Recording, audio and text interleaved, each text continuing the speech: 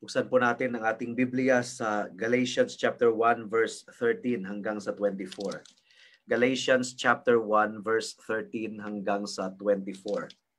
Ang sabi po dito, sapagkat inyong narinig ang uri ng aking dating pamumuhay sa Hudaismo, kung paanong marahas kong inusig ang iglesia ng Diyos at sinikap na wasakin ito. At ako'y nanguna sa Hudaismo ng higit kaysa marami sa mga kasinggulang ko sa aking mga kababayan. Higit na masigasig ako sa mga tradisyon ng aking mga ninuno. Ngunit nang malugod ang Diyos na sa akin ay nagbukod, buhat pa sa sinapupunan ng aking ina. At sa akin ay tumawag sa pamamagitan ng kaniyang biyaya na ipahayag ang kaniyang anak sa akin upang siya'y aking ipangaral sa mga hintil. Hindi ako sumangguni sa sinumang laman at dugo, o nagtungo man ako sa Jerusalem sa mga apostol na una sa akin, kundi nagtungo ako sa Arabia at muli akong nagbalik sa Damasco. Nang makaraan ng 3 taon, nagtungo ako sa Jerusalem upang dalawin si Cephas, si Peter ito, at namalaging kasama niya ng 15 araw. Ngunit wala akong nakita sa mga ibang apostol maliban kay Santiago, na kapatid ng Panginoon. Tungkol sa mga bagay na isinusulat ko sa inyo sa harapan ng Diyos, hindi ako nagsisinungaling. Pagkatapos ay nagtungo ako sa mga lupain ng Syria at Cilicia. Ngunit hindi pa ako mukhaang nakikilala sa mga iglesia ng Judea na kay Kristo. Narinig lamang nila na sinasabi, siya na dating umuusig sa atin, ngayon ipinangangaral niya ang pananampalataya na dati sinikap niyang wasakin. At kanilang niluwalhati ang Diyos dahil sa akin. May the Lord bless the reading and proclamation of His word this afternoon or tonight. Now last week, ang focus po natin ay ang verses 11 and 12. At dinescribe ni Pablo ang katangian ng ebanghelyo ng ating Panginoon. Ang ebanghelyo po, mga kapatid, mga kaibigan, ay hindi po ito likha ng tao, hindi ito invention ng tao. Ang ebanghelyo is not according to man. Hindi nanggagaling sa tao ang ebanghelyo, ang gospel. And Paul didn't receive it from man.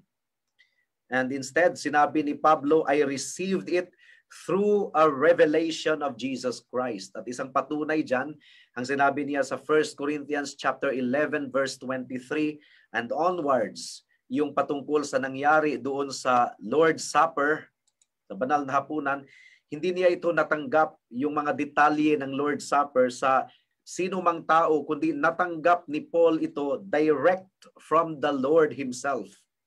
Now, depending on how you interpret the passage, Paul could be saying that he had received his revelation of gospel directly from Christ. And I am really inclined to believe that this is so.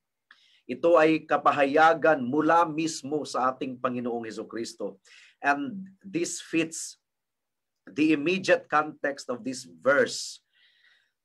Hindi po tinanggap ni Pablo ang ebanghelyo mula sa tao, mula man sa ibang mga apostol, kundi ang kaniyang ebanghelyo ay tinanggap niya directly mula sa ating Panginoong Hesukristo. Now, on the other hand, Paul could be saying that he had received the gospel as a revelation from God about Christ. It was a revelation. It was the revelation of Jesus Christ. So isa din ito sa posibleng interpretation. It is the revelation concerning Him. And this fits the context of what follows in Galatians chapter 1 verse 15 and 16. So it depends upon how you prefer to interpret this passage. At sa palagay ko, walang masama kung tatanggapin natin ang dalawa sapagkat naniniwala po ako na si Pablo ay nakakatanggap talaga ng direct revelation mula sa ating Panginoon sapagkat siya po ay isang apostol. Ang salvation po, mga kapatid, mga kaibigan, ang kaligtasan, hinihingi nito na ang Diyos sa pamamagitan ng banal na Espiritu ay magbukas sa puso ng isang makasalanan at mag-udyok sa kaniya na manampalataya. For instance, Please turn to Acts chapter 16 verse 4. Ano ang ginawa ni Pablo sa puso ni Lydia? Dating sarado, pero anong sinabi po dito sa Acts chapter 16 verse 4? Sabi po dito, at sa kanilang paglalakbay sa mga bayan-bayan, kanilang dinadala sa kanila ang mga utos na napagpasihan ng mga apostol. Oh, I'm reading the wrong passage. 16 verse 14. Ang sabi po dito, at nakinig sa amin ang isang babaeng ang pangalan ay Lydia na sumasamba sa Diyos. Siya'y mula sa lungsod ng Tiatira at isang mangangalakal ng mga telang kulay ubi. Binuksan ng Panginoon ang kaniyang puso upang makinig na mabuti sa mga bagay na sinasabi ni Pablo. Our grasp of the gospel of salvation, mga kapatid, mga kaibigan, demands that God by His Spirit opens the heart of the sinner and enabling him to believe. Unless the Lord opens our heart, the Holy Spirit opens our heart, we will never be able to believe sapagkat tayo po ay mga patay sa ating kasalanan. Ang kaligtasan ay isang supernatural na pagkilos ng Diyos. It is a transforming work of God. And we say amen to that. Ang isang makasalanan ay mabago. Meron siyang patutuo. Hindi niya ikinahihiya ang kanyang patutuo. He is able to describe the contrast between what he was and what he is now. Ang tunay na mananampalataya ay makakapag-describe sa kabaliktaran ng kanyang buhay noon at ngayon. The remainder of this chapter describes the transforming work of Christ sa buhay ni Apostle Paul. Meron pong dalawang bahagi ang ating pagbubulay-bulay sa hapong ito. Una, Paul's former way of life. Ang buhay ni Pablo dati. Pangalawa, every converted believer's transforming testimony. Lahat po ng mananampalataya ay meron pong patutuo kung papaano sila binago ng ating Panginoon. This is not optional. This is a must. If we are saved by Jesus Christ, then we have a testimony to tell kung papaanong binago ng Panginoon ang ating buhay mula sa pagiging makasalanan tungo sa namumuhay sa katuwiran sa harapan ng ating Panginoon. Tayo po muna ay manalangin. Salamat po, Diyos, sa mensahe ninyo sa hapong ito, sa gabing ito. We pray na ihanda po ninyo ang aming mga puso sa aming marinig. At katulad ng ginawa ninyo kay Lydia, na binuksan ninyo ang kaniyang puso, buksan din ninyo ang puso at isipan ng mga nakikinig sa amin sa gabing ito. Ito po ang aming samo at dalangin sa pangalan ni Jesus. Amen. Paul's former way of life. Ano ba ang buhay ni Pablo dati?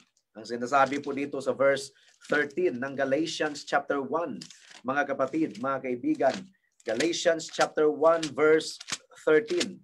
Ang sabi dito, sapagkat inyong narinig ang uri ng aking dating pamumuhay sa Hudaismo, kung paanong marahas kong inusig ang iglesia ng Diyos at sinikap na wasakin ito. So this is the consistent pattern of the gospel, mga kapatid, mga kaibigan. It always contains before and after. Buhay natin noon at ngayon, magkaiba. Kaya nga, sinusulat ni Pablo sa Ephesians chapter 2 verse 1 hanggang sa 3. Kung anong buhay tayo noon. Ephesians chapter 2 verse 1 hanggang sa 3. Kayo nooy mga patay sa inyong mga pagsalangsang at mga kasalanan, na dati ninyong nilakaran ayon sa lakad ng sanlibutang ito, ayon sa pinuno ng kapangyarihan ng himpapawid, ng Espiritu na ngayon ay gumagawa sa mga anak ng pagsuway. Tayong lahat ay dating nabuhay sa gitna ng mga ito, sa mga pagnanasa ng laman, na ating ginagawa ang mga nais ng laman at ng pag-iisip. At tayo nooy katutubong mga anak ng kapuutan, gaya naman ng iba. So you see, there is a clear contrast between before and now. Dinescribe ni Pablo ang kaniyang sariling buhay sa Galatians chapter 1 verse 13 and 14. Ang sabi sa verse 14, at ako'y nanguna sa Judaismo nang higit kaysa marami sa mga kasinggulang ko sa aking mga kababayan. Higit na masigasig ako sa mga tradisyon ng aking mga ninuno, and he went as far as persecuting the Church of Christ. Ang key element po ng patutuo ni Apostle Paul is that hinamak niya ang ating Panginoong Hesukristo. He despised the Lord Jesus Christ. Gaya ng ibang mga Jewish leaders, gustong wasakin ni Pablo ang lahat ng mga bagay patungkol sa ating Panginoong Hesukristo. At sinasabi ni Pablo dito na siya po ay tagapag-usig. Hindi basta-bastang tagapag-usig sa iglesia ng ating Panginoong Hesukristo. At dinescribe niya ang parihong testimony sa Acts chapter 22, verse 4 hanggang sa 5. Sabi po dito sa Acts chapter 22, verse 4 hanggang sa 5. Aking pinag-usig ang daang ito. Ang church ay tinatawag na the way.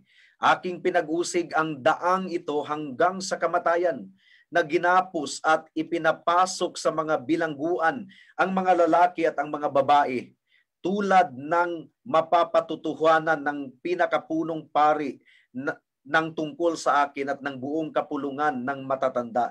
Mula sa kanila'y tumanggap ako ng mga sulat para sa mga kapatid sa Damasco, at nagpunta ako roon upang gapusin ang mga naroroon at ibalik sila sa Jerusalem upang parusahan. Nakita po natin. And it is interesting, mga kapatid, mga kaibigan, na isa sa unang mga titulo ng Christianity is the way, ang daan. It describes the uniqueness of Christianity. Siguro, tinatawag silang the way sapagkat pinoproclaim nila siguro palagi ang John chapter 14 verse 6 na nagsasabing, I am the way, the truth, and the life. No one comes to the Father except through me. Kaya sila ay nabansagang the way or ang daan. Now, it is the way of Christ. It is the way of holiness. It is the way of self-sacrifice. At ito ay daan na sumasamba sa ating Panginoong Hesukristo. At itong daan na ito, radical ito para sa maraming mga tao dito sa mundo. But it is the only way of life. Ito yung daan na makipot pero tungo sa kaluwalhatian, at kakaunti lamang ang nakasumpong nito. Sa totoo lang, how do we describe an unbeliever? Paano natin i-describe ang hindi mananampalataya sa ating Panginoon? The lost man has only one description. He wants nothing to do with the gospel. The lost man will not have Christ, sapagkat hinahamak niya si Kristo sa kaniyang puso. And he couldn't imagine surrendering everything to the Lord Jesus Christ. Noong si Esteban po, mga kapatid, mga kaibigan, ay nangaral ng Ebanghelyo, ang mga Hudiyo ay nagalit, galit na galit ang mga Hudiyo, at tinakpan nila ang kanilang mga tenga. Ayaw nilang marinig si Esteban. Acts chapter 7 verse 57. Ang sabi po dito, subalit sila'y nagtakip ng kanilang mga tenga at sumigaw ng malakas at sama-samang sinugod siya. They rushed upon Stephen and stoned him to death. And you know what, mga kapatid, mga kaibigan, andun si Pablo sa pangyayaring ito. And he was in full agreement, sapagkat si Pablo ang nagbantay ng mga damit ng mga bumato kay Esteban. Yun ang sinasabi ng Acts chapter 8 verse 1 to 3. Nandun po si Apostle Paul. Si Saulo ay sumang-ayon sa pagpatay sa kanya. So you see, he approved. Nang araw na iyon, nagkaroon ng malawakang pag-uusig laban sa iglesia na nasa Jerusalem. At lahat ay nagkahiwa-hiwalay sa buong lupain ng Judea at Samaria maliban sa mga apostol. Inilibing si Esteban ng mga taong masipag sa kabanalan at sila'y tumangis ng malakas dahil sa kanya. Ngunit winawasak ni Saul ang iglesia sa pamamagitan ng pagpasok sa mga bahay-bahay. Kinaladkad ang mga lalaki at babae at sila'y ipinapasok sa bilangguan. So you see how violent this man was bago niya nakilala ang ating Panginoong Hesukristo. And one important thing to note, mga kapatid, mga kaibigan, bakit nagkaganon si Pablo? Hindi dahil wala siyang relihiyon. Hindi dahil siya ay atheist. No. Nagkaganon si Pablo sapagkat siya ay masigasig sa kaniyang relihiyon na Judaismo. At bakit si Pablo ay zealous sa pag-persecute ng mga Christians? Because iniisip ni Pablo na pinaglilingkuran niya ang Diyos kung gagawin niya iyon. Paul was most zealous in his religion. Binasa natin yan sa verse 14. He was zealous for the service to God. Iniisip niya na pinaglilingkuran niya ang ating Panginoon. Acts chapter 22 verse 3 hanggang sa 4. Basahin po natin ulit, binasa natin ito kanina. Acts chapter 22 verse 3 hanggang sa 4. Ang sabi dito, ako'y isang Hudiyo na ipinanganak sa Tarso ng Cilicia. Hindi pa pala natin nabasa. Ngunit pinalaki sa lungsod na ito sa paanan ni Gamaliel at tinuruan alinsunod sa kahigpitan ng kautusan ng ating mga ninuno na masigasig para sa Diyos. So si Pablo, iniisip niya that he was really doing service to God. Na tulad ninyong lahat ngayon, aking pinag-usig ang daang ito hanggang sa kamatayan na ginagapos at ipinapasok sa mga bilangguan ang mga lalaki at mga babae. Now, hindi po kulang sa sigasig si Pablo. He was a very zealous man. Nanalangin din siya. Nagbasa din siya ng banal na kasulatan. Siya ay nagpagal with great zeal sa iniisip niyang tama. Ngunit kinamuhian niya ang ating Panginoong Hesukristo. Now, pakinggan po natin si John Calvin. Ang sinabi ni John Calvin, zeal without doctrine is like a sword in the hand of a madman. Ang sigasig daw na walang katotohanan o walang doktrina ay parang tabak sa kamay ng isang taong baliw. At delikado po yun. Literally, Paul was a very dangerous man. One thing important to note, mga kapatid, there are millions of people on earth who are also zealous for their religion. Pero ang sigasig na walang Kristo, wala yan. Walang halaga yan. Many people, maraming mga tao sa mga Christian churches ngayon, nakakalungkot. They have what we call blind zeal for their health and wealth doctrine. They have what we call blind zeal for their Christian quote-unquote religion. But their religion is devoid of righteousness, devoid of holiness as a proof of one's relationship with Christ. Now, maririnig po natin ang sinasabi ni Jesus sa araw ng paghahatol. Itong mga taong ito ay masigasig sa paggawa ng mga activities para daw sa ating Panginoong Hesukristo. Mga ngatwiran sila sa araw ng paghahatol. Lord, did we not do great things in your name? Did we not preach your name? Did we not prophesy your name? Did we not do many wonderful things? Hindi naman itinanggi ng ating Panginoon, pero ang sabi po ng ating Diyos, depart from me, you who are workers of iniquity. Ang tunay na religion, mga kapatid, mga kaibigan, ay merong sigasig. Pero ang sigasig ng tunay na relihiyon ay para sa ating Panginoong Hesukristo. There is what we call a passion for the Lord Jesus Christ. Ang isang tao na makasalanan ay maaaring masigasig din sa kanyang relihiyon.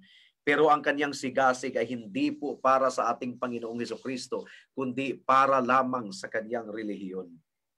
Sa totoo lang, si Kristo ay merong claim sa bawat isa sa atin. He is the King, He is the Lord. True Christianity makes demands. It's Christ or you perish. No other name given under heaven by which men may be saved. It is only through Jesus Christ. And we have to acknowledge that Jesus Christ is our Lord. Ang isang tao na relihiyoso lamang ay i-despise niya ang bagay na ito. He will not surrender to the lordship of the Lord Jesus Christ. Ang isang tao na relihiyoso lamang, idadagdag lang niya si Kristo sa kanyang self-centered life. Pero hindi siya papayag na si Kristo ang kanyang hari.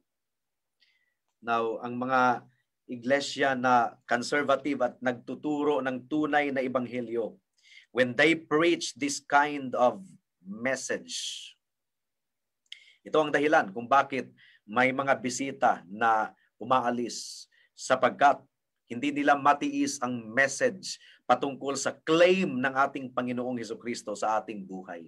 The lost man hates Christ. At itong hatred na ito ay nagdi-describe sa lahat ng mga makasalanan na hindi pa nakasumpong ng kaligtasan. Sa totoo lang, naninirahan tayo sa isang polite na lipunan. Totoo, ang Pilipinas is a polite society. In America, meron silang tinatawag na political correctness. So, naninirahan tayo sa isang polite na lipunan. Binabati natin ang mga strangers sa daan, lalong-lalo na sa probinsya, magkasalubong lang yung dalawang mga tao, kahit hindi magkakakilala, isasabihin natin magandang gabi, ngumingiti po tayo, we smile, people in line with us, sa supermarket, sa grocery. We live in a polite society. Pero mga kapatid, mga kaibigan, kung babanggitin po natin ang ebanghelyo ng ating Panginoong Hesukristo, mararamdaman po natin ang tensyon. Ang kanilang mga ngiti ay mag-fade. Ang kanilang mga noo ay kukunot, mga kapatid, mga kaibigan. Sapagkat ang isang makasalanan ay tumatangging mag-bow down, magpatira pa sa ating Panginoong Hesukristo. Ayaw nila na si Kristo ang mamumuno sa kanila. Sinabi ni Jesus ito sa kanyang parable, Luke chapter 19, verse 12 to 24. Please turn there. Luke chapter 19, verse 12 hanggang sa 24. Sabi po dito, 12 to 14 rather. Sabi dito, sinabi nga niya, isang maharlikang tao ang pumunta sa isang malayong lupain upang tumanggap ng isang kaharian at pagkatapos ay bumalik. Tinawag niya ang 10 sa kanyang mga alipin at binigyan sila ng 10 mina at sinabi sa kanila, ipangalakal ninyo ito hanggang sa ako'y dumating. Subalit kinapuutan siya ng kanyang mga mamamayan at nagsugo sila sa kanya ng kinatawan na nagsasabing, ayaw namin na ang taong ito'y maghari sa amin. It describes the lost person. Ayaw nila na maghari si Kristo sa kanila. Does this describe you, kaibigan, sa mga nakikinig natin ngayon? Will you have Christ as your King? Or ang pamumuno ng ating Panginoong Hesukristo ay kinasusuklaman mo? Pangalawang punto, every converted believer's transforming testimony. Ang bawat tunay na mananampalataya ay meron talagang patutuo kung papaanong binago ng Diyos ang kanyang buhay. This is what I was. Masasabi niya, ganito ako noon. Ngunit ang Diyos ay niligtas ako. Ito ang testimony ni Pablo sa verse 15 and 16 sa ating teksto. Ngunit nang malugod ang Diyos na sa akin ay nagbukod, buhat pa sa sinapupunan ng aking ina at sa akin ay tumawag sa pamamagitan ng kanyang biyaya na ipahayag ang kaniyang anak sa akin upang siya ay aking ipangaral sa mga hintil. Hindi ako sumangguni sa sinumang laman at dugo. This was the testimony of the Apostle Paul. But when God, subalit noong ang Diyos, at nirelate ni Pablo ang testimony na ito sa Ephesians chapter 2 verse 3 hanggang sa 5. Sa mga taga-Efeso, ang sabi dito, tayong lahat ay dating nabuhay sa gitna ng mga ito, sa mga pagnanasa ng laman na ating ginawa ang mga nais ng laman at ng pag-iisip, at tayo nooy katutubong mga anak ng kapuutan, gaya naman ng iba. Ngunit ang Diyos, but God, palibhasa'y mayaman sa awa dahil sa kanyang pag-ibig sa atin, maging noong tayo'y mga patay sa pamamagitan ng ating pagsuway. Binuhay niya tayo kay Kristo. Sa pamamagitan ng biyaya, kayo'y naligtas. This was the bold testimony of the Apostle Paul. At binanggit din ni Pablo ang kanyang testimony sa mga taga-Thessalonica. 1 Thessalonians chapter 1 verse 9. At ang sabi dito, sapagkat sila ang nagbalita tungkol sa amin kung paano ninyo kami tinanggap at kung paanong bumaling kayo sa Diyos mula sa mga Diyos-Diyosan upang maglingkod sa buhay at tunay na Diyos. This is the description of every Christian. Bumaling mula sa ibang mga Diyos-Diyosan upang maglingkod sa buhay at tunay na Diyos. Now, pansinin po natin kung paano dinescribe ni Pablo ang kaniyang conversion. According to verse 15, ngunit nang malugod ang Diyos na sa akin ay nagbukod. Election po ito, mga kapatid, mga kaibigan. Buhat pa sa sinapupunan ng aking ina. Ibig sabihin, hindi pa nakagawa si Pablo ng kahit anumang masama o mabuti sa human standard. Pinili na ng Diyos si Paul. Sabi dito, at sa akin ay tumawag sa pamamagitan ng kaniyang biyaya. Now, ang kaligtasan ni Pablo, malinaw po sa ating teksto, ay nakabatay lamang sa electing grace. God set Paul apart even from his mother's womb. At dinala ni Pablo binalik ni Pablo ang kaniyang kaligtasan to eternity. Bago pa man siya ipinanganak dito sa mundo, bago pa nalaman ni Pablo ang kaniyang existence, ina-affirm ni Paul ang doctrine of election. 2 Thessalonians chapter 2 verse 13 and 14. 2 Thessalonians chapter 2 verse 13 and 14. At ang sabi po dito, ngunit kami ay dapat laging magpasalamat sa Diyos dahil sa inyo, mga kapatid, na minamahal ng Panginoon, sapagkat hinirang kayo ng Diyos bilang unang bunga sa kaligtasan sa pamamagitan ng pagpapabanal ng Espiritu at pananampalataya sa katotohanan. Dito'y tinawag niya kayo sa pamamagitan ng aming ebanghelyo upang makamit ang kaluwalhatian ng ating Panginoong Hesukristo. Kaya sinabi ni Luke sa Acts chapter 13 verse 48, sino ang nanampalataya sa ating Panginoong Hesukristo? Acts chapter 13 verse 48.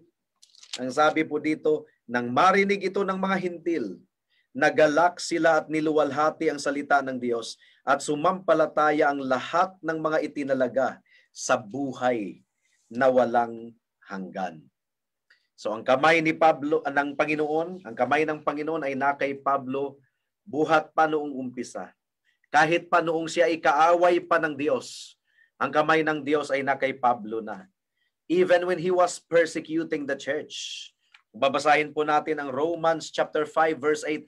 But God commends His love towards us in this, that while we were yet sinners, Christ died for us. Itinalaga ng Diyos ang Roman citizenship ni Pablo. Hinanda na ng Panginoon si Paul.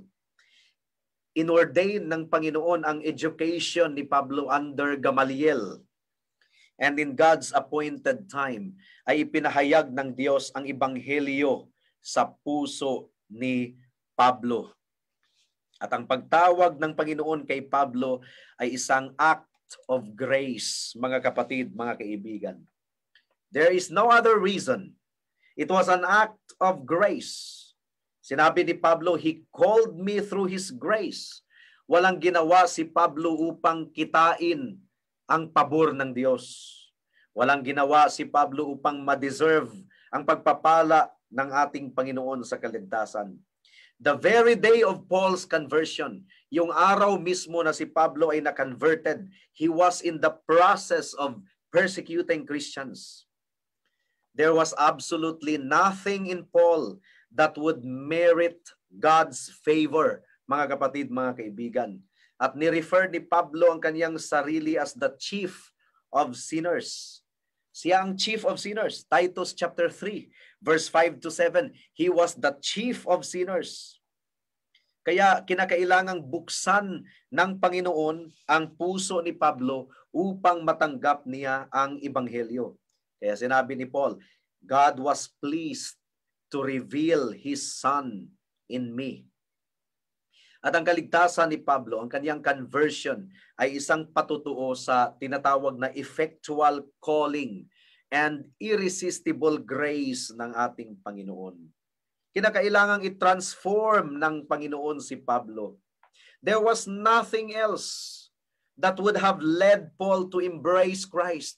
Kumilos ang Panginoon sa puso ni Pablo. In fact, marami pong makapangyarihang puwersa sa buhay ni Pablo na salungat sa Ebanghelyo. Paul was pleased with his work of persecution. Nalulugod siya sa pag-uusig sa mga Christians. And he was proud. Ipinagmamayabang niya ang kaniyang paglilingkod sa Diyos. At kontento si Pablo na mananatiling isang Pariseo at magpapatuloy sa kaniyang pagmamahal sa Hudaismo. Subalit, si Pablo ay binago ng ating Diyos.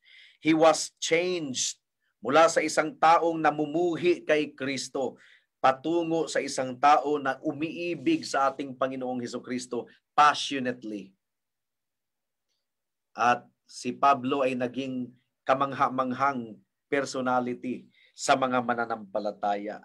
Ang sinasabi po ng verse 23 and 24, narinig lamang nila na sinasabi siya na dating umuusig sa atin, ngayoy ipinangangaral niya ang pananampalataya na dati sinikap niyang wasakin at kanilang niluwalhati ang Diyos dahil sa akin.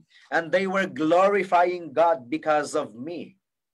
At ang buhay, ang bagong buhay na ibinubuhay, I don't know how to say that in Tagalog, the new life that Paul had ay isang buhay na para sa ating Panginoong Hesukristo. Yun ang sinasabi sa Galatians 2:20. Basahin ko nga lang, nahihirapan akong magtagalog.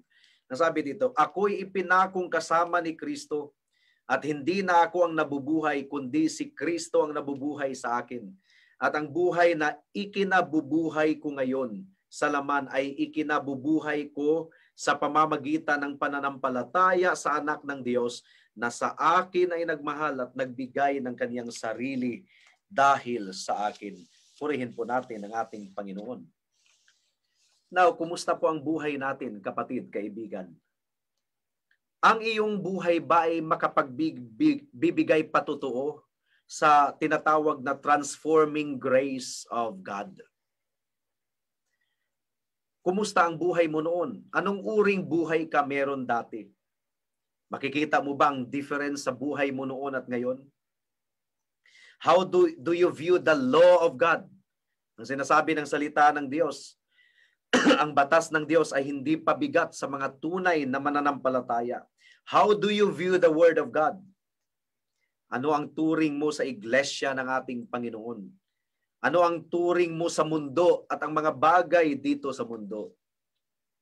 Ikaw ba ay umiibig na kay Kristo ngayon more than anything else? Do you savor being in the way? Nagagalak at nalulugod ka ba na ikaw ay nasa daan?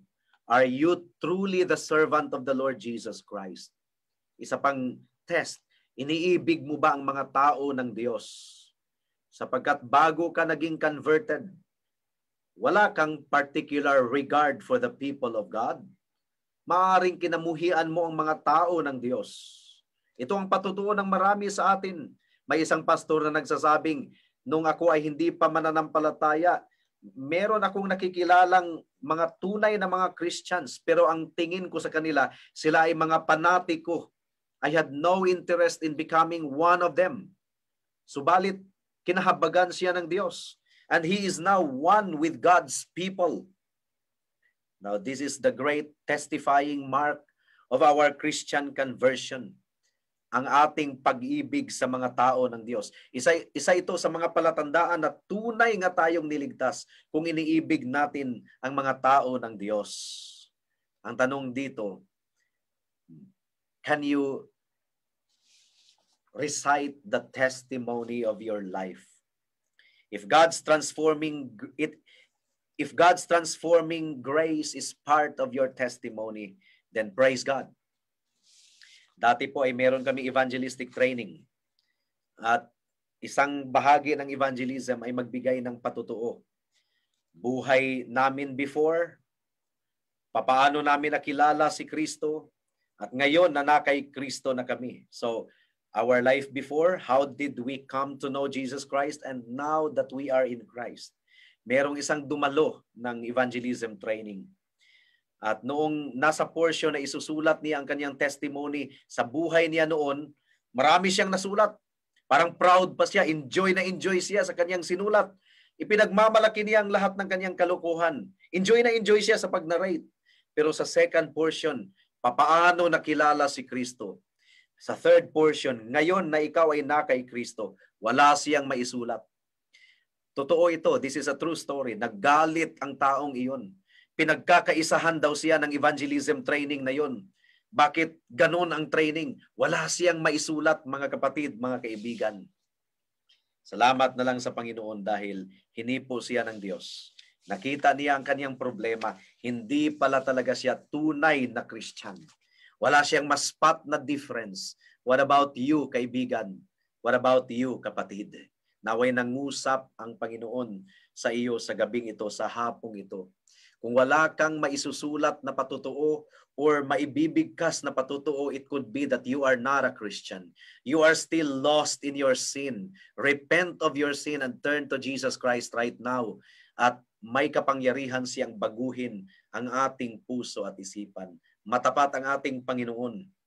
Sa ating buhay mananampalataya, maraming pagsubok, ngunit ang biyaya ng Diyos ay sariwa araw-araw. Ang ating Diyos ay nagbabago. There is what we call transforming grace. Kaya hindi na po nakapagtataka kung bakit isa sa paboritong himno natin sa ating church na ating kakantahin mamaya ay He lifted me. Mula sa putikan ng kasalanan, tayo ay iniahon ng ating Diyos at binigyan ng bagong buhay. Binihisa ng kanyang katuwiran at pinawalang sala sa harapan ng Diyos. Ito ba ang patutuo mo, kaibigan? Mapalad ka kung gayon. Tayo po ay manalangin. Salamat po o aming Panginoon sa gabing ito, sa hapong ito. At naniniwala po kami na ang inyong salita ay mas matalas pa kaysa espada na dalawang talim. Kayang suriin nito ang aming mga puso. Kayang i-reveal nito ang tunay na kalagayan ng aming puso. At siya nawang mangyayari sa gabing ito. Ito po ang aming samo at dalangin sa pangalan ni Jesus. Amen.